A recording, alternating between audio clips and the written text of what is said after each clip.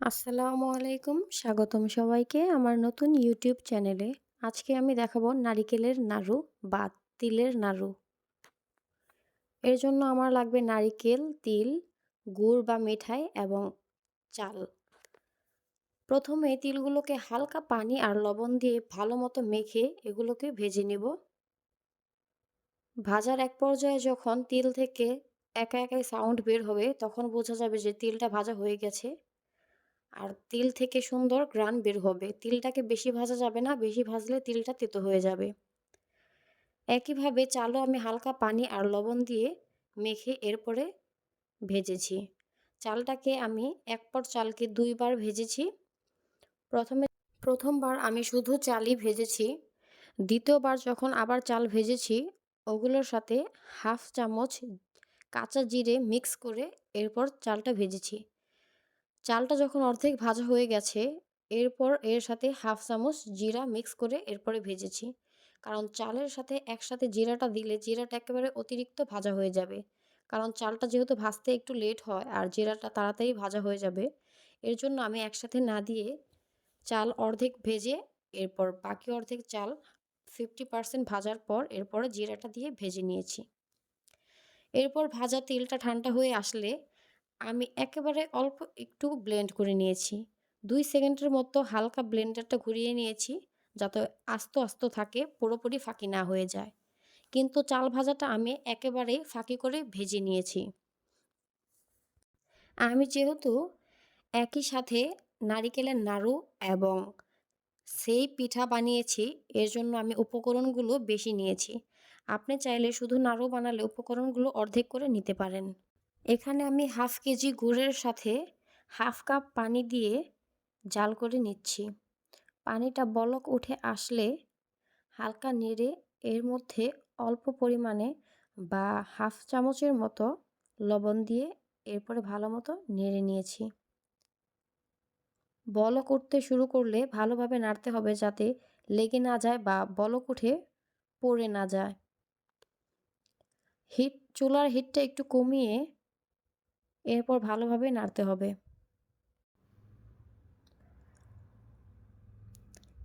এখানে আমি ৩টি নারিকেল কুড়ে ডিপ ফ্রিজে রেখে দিয়েছিলাম কয়েকদিন আগে।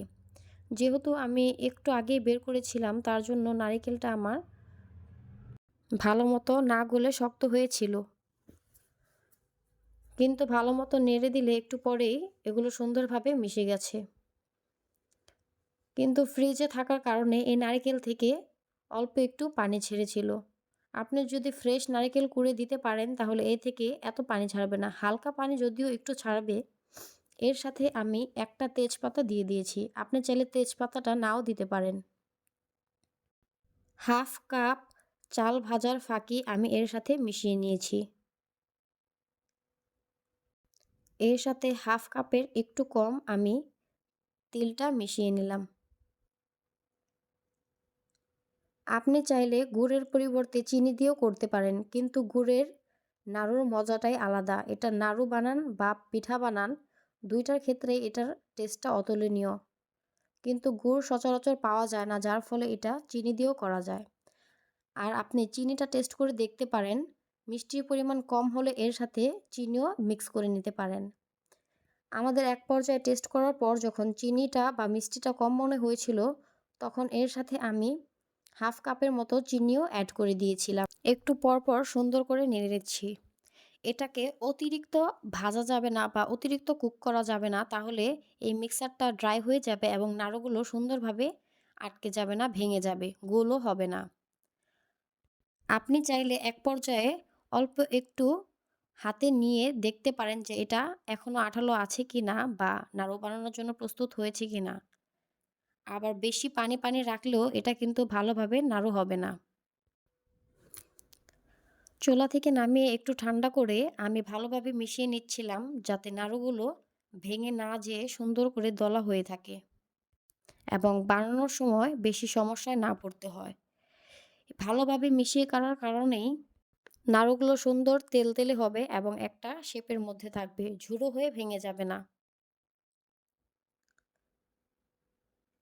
এখন আমি একটা পাত্রে অল্প একটু তেল নিয়ে হাতে একটু তেল মেখে একটুখানি নাড়ু পুরটা নিয়ে সুন্দর করে গোল গোল শেপ দিয়ে নিচ্ছি। আপনি চাইলে ছোট বা বড় আকৃতিও করতে পারেন। এখানে আমি চাল ভাজা ফাঁকিটা অল্প একটু রেখে দিয়েছিলাম আলাদা করে নাড়ুগুলো কোটিং করার জন্য। আমার কাছে এই কোটিং করা নাড়ুগুলো বেশি মজা লাগে। অনেকের কোটিং ছাড়া নাড়ুটাই ভালো লাগে, তো তারা শুধু কোটিং ছাড়াও রাখতে পারেন, কোনো সমস্যা নেই। আমি অর্ধেক চাল ফাঁকিতে কোট করে নিয়েছিলাম এবং অর্ধেকগুলো নাড়ু কোট ছাড়াই রেখেছিলাম।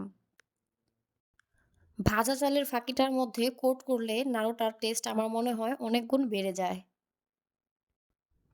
সুন্দর করে সবগুলো নাড়ু আমি এভাবে গোল গোল করে শেপ করে নিয়েছি। এই নাড়ুর মিক্সচারটা আমি সেই পিঠার ক্ষেত্রেও ব্যবহার করেছি। আপনি চাইলে আমার ওই ভিডিওটি দেখতে পারেন। একই পুর থেকে নাড়ু এবং পিঠার খাঁজি আমি দুইটাই রেডি করে নিয়েছি। এই নাড়ুগুলো খেতে খুবই মজাদার এবং সুস্বাদু হয়ে থাকে। নাড়ুগুলো দেখতেও খুব সুন্দর লাগে।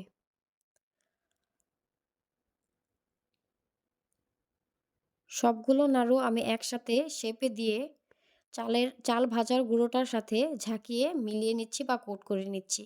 আপনি চাইলে একটা ছোট পটের মধ্যে এই চাল ভাজার ফাঁকিটা দিয়ে এরপর নাড়ুগুলো দিয়ে সুন্দর করে ঝাঁকিয়ে এরপরে কোট করে নিতে পারেন।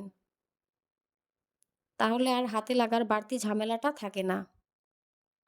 এভাবে আমি হালকাভাবে ছেঁকে নিয়ে সবগুলো নাড়ু কোট করে নিয়েছি এবং কিছু নাড়ু এভাবেই রেখে দিয়েছি কোটিং ছাড়া। যাদের যেটা পছন্দ সেটাই যাতে খেতে পারে। নাড়ুগুলো দেখতে যেমন সুন্দর, খেতেও তেমনই মজাদার হয়ে থাকে। এরকম সহজ সহজ রেসিপি পেতে আমার সাথে থাকবেন, চ্যানেলটা সাবস্ক্রাইব করবেন।